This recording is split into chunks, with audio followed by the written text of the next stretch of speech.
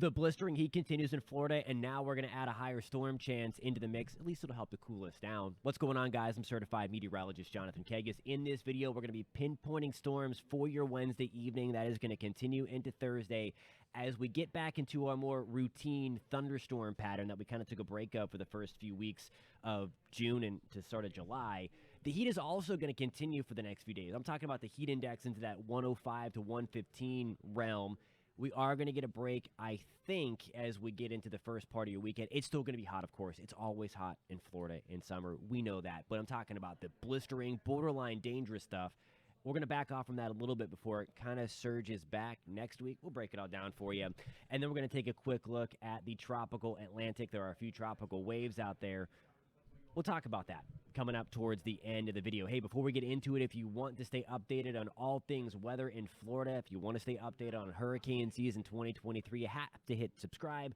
Please do that. Give this video a thumbs up as well if you find this content helpful. We're going to start with the storms first and foremost. We're fast forwarding to Wednesday, July 5th. Hope everybody had a great 4th of July.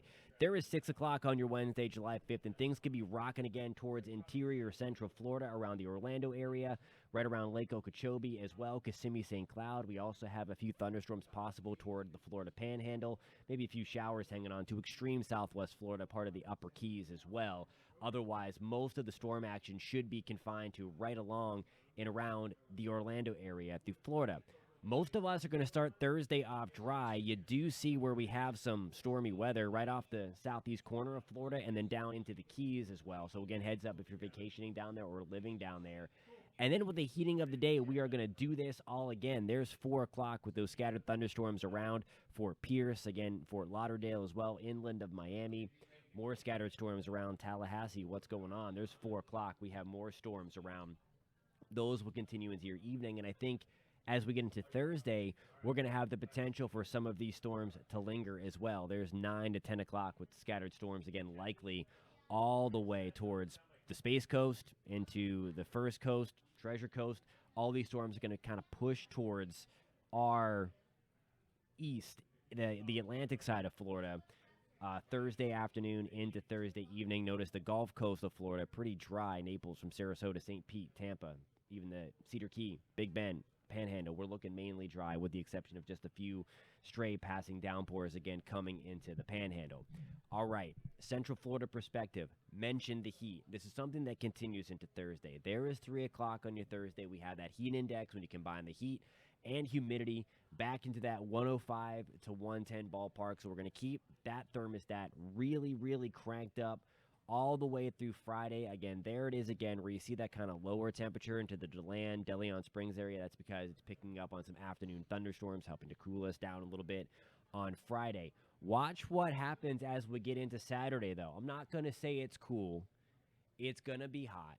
But we do have a higher chance for storms on Saturday, which will allow things to be a little cooler. Again, I think we'll keep the heat index 100 degrees or below. Again, it's still hot, but this ridiculous stuff where you walk outside and pretty much incinerate, I think we'll take a little bit of a break as we get into Saturday before we ratchet up the temperatures again as we get into Sunday.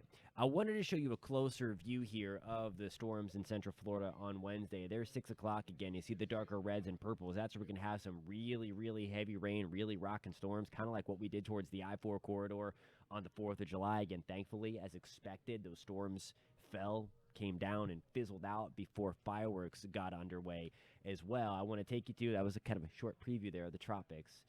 Advanced too fast, but there's 5, 6 o'clock on your Thursday morning. Things are looking pretty good, and some of these storms again on Thursday are going to linger pretty late. There's dinner time, commute time home if you're working late on Thursday evening. That's 6, 7 o'clock with a few of those storms again really pushing from west to east. 11 o'clock even, a few lingering thunderstorms in the mix. All right, tropics are looking very, very nice. We have a whole lot of Saharan dust out there that is actually going to make its way toward Florida and towards the Gulf Coast, southeast U.S. over the next couple of days as we close out this week and get into next weekend. I think it's going to be one of the reasons why that we start to heat things back up again.